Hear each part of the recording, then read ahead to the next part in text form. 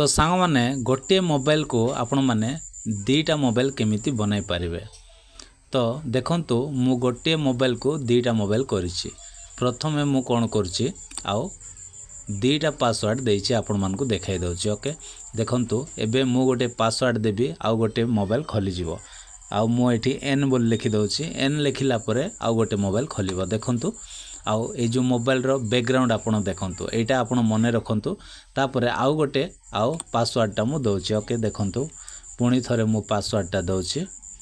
आउ ए मोबाइल रे मु एम देछि तो एम मु दे देली। ओके देला पर सा माने आपण मान देखि पारथबे ए मोबाइल रो बैकग्राउंड देखंतु पूरा एकदम चेंज माने आउ गोटे मोबाइल रे मु दुईटा मोबाइल सेट करिछि। ओके तो एमिति आपण माने भी करि परिबे सा माने आउ केमिति करिवे कोन करिवे लॉन्ग वीडियो आउ बनै देछि। संगे संगे आपण मान जानतु आउ से वीडियो को देखि दियंतु आपण मान मध्य करि परिबे।